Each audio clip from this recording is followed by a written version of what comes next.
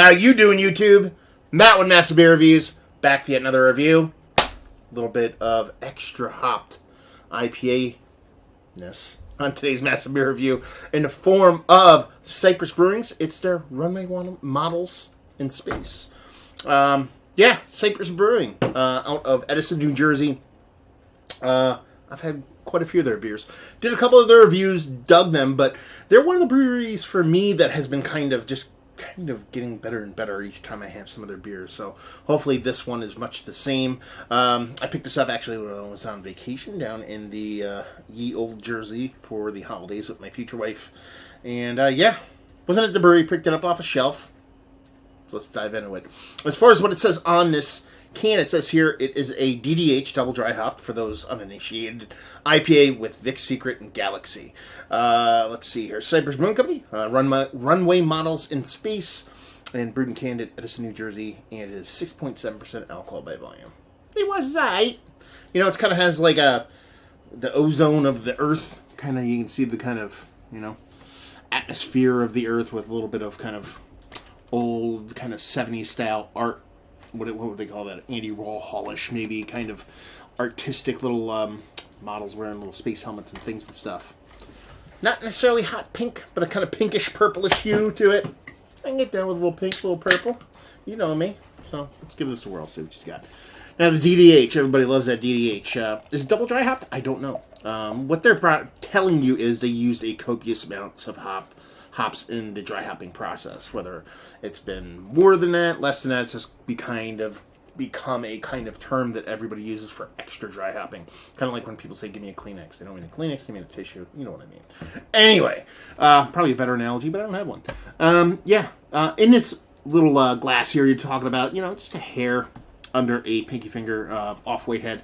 Nice, super tight, compact bubbles with a nice hazy creaminess going on. So it has that New England style double dried hopped haze bro kind of look going for it. So definitely lives up to the part of those kind of new schooly kind of hop beers.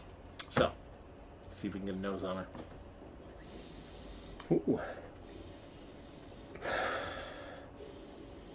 That's a really nice fruit component. It's very tropical, very stony, not a ton of citrus. There's enough in there to balance it off, but I'm actually getting a lot of really nice, bright, sweet tropical fruits from it. There's a nice kind of hop burn to it, too. Nothing too greeny, nothing too weedy, nothing too over the top. It has this kind of, when I say greeny, kind of like weed pulling kind of behind the lawnmower kind of greenness. The green here is a kind of greeniness, but more of kind of a fresh hop, generic kind of greeniness. And it just has that sweet kind of tropical fruitiness to it. Nice sweetness to it. Hop's starting to get a little bit more robust there, a little bit more danky. So it is getting a little bit in that kind of green, weedy area. Yeah, she smells really nice.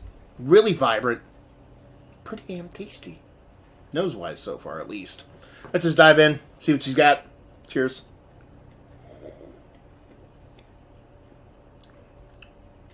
Big, robust hop greeniness. So much to the part where it's drying and slightly burning at the same time.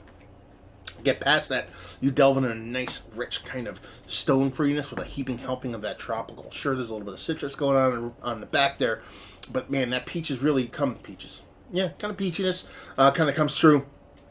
That stone fruitiness comes through much bigger in the actual taste than it does in the nose. Kind of flips the script. It was a little bit more tropical with a bit of that stone fruit. Kind of flipped the script in the taste. It has a nice sweetness to it, but it's not over the top sweet by any means. Like I said, getting that nice hop greeniness.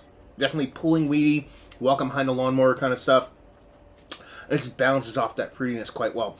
Sweetness is there, not nearly too big, a little bit below that bitterness to where it just kind of works and makes it a bit more of a bittering beer to the IPA, so that's what you expect. But it is kind of this New England style that is pretty sweet to begin with. Yeah, not too shabby of a beer. Actually, probably one of the better extra hopped New England style haze bro kind of beers come out of a lot of these new blood New Jersey breweries. There's a lot of them out there. Your Magnifies, your Blur Snorts, your Cypress. There's a bunch of them out there, and I would say this is actually probably one of my personal favorites. Is it kind of rewriting the book on the hazy IPAs or bringing something super new to the table? No, No, not so much. Is that a bad thing? No. A lot of times when I bang on some of these beers for being a little bit too trying to make somebody else's beer, they're very generic. This has well, similar to a lot of, again, for the lack of a better term, Haysbro kind of beers. This one has a bit of kind of push and pull in the right places that work for me. So I kind of want to separate it from that bunch. So yeah, from a brewery, honestly, I'm not going to lie. I like them. I like Cypress. But, the time I visited a brewery, I wasn't blown away, and a couple of bottles I've had, or beers, bottles, cans, beers, whatever, I've had over the year or so, I've been trying them, have been okay, but it seems like they've been progressively getting better. As I said, kind of at the get of this video, every beer I have from them seems a little bit more better in a subjective world. But for me, definitely one of the tastier bevies, especially hop-wise. It's come out of Jersey this year. So this review probably won't come up until 2018. But yeah, pretty damn tasty stuff. Like I said, that balance between that greenness, that fruitiness, and that vibrance of both that tropical fruit in the nose and that kind of stone fruit in the taste just kind of works for me. And the balance between that sweetness and bitterness, not being too sweet, but enough sweet to carry it through. Freaking good stuff. So let's talk about it. It's one of the better extra hopped IPAs I've had as of late. Absolutely. Yeah, she's pretty damn tasty stuff. Let's see. Value and availability. It's a shelfie, baby. This is stuff you can just yank off the shelf. I bought it in Hackettstown, New Jersey, a decent distance away from where these guys are, about an hour or so. So you can find it on the shelf. So it's something you want to grab. I mean, as of this posting, is it still available? I don't know. But, you might be able to pick it up. As far as time-wise, date-wise, this was actually canned about 2 weeks ago, so you might still find it. And I'll tell you what, I saw this for about between 1 and 2 months old, I wouldn't hesitate picking it up. I think it's gonna kind of stand the test of time. Let's put it that way. And just say if you like what we like this.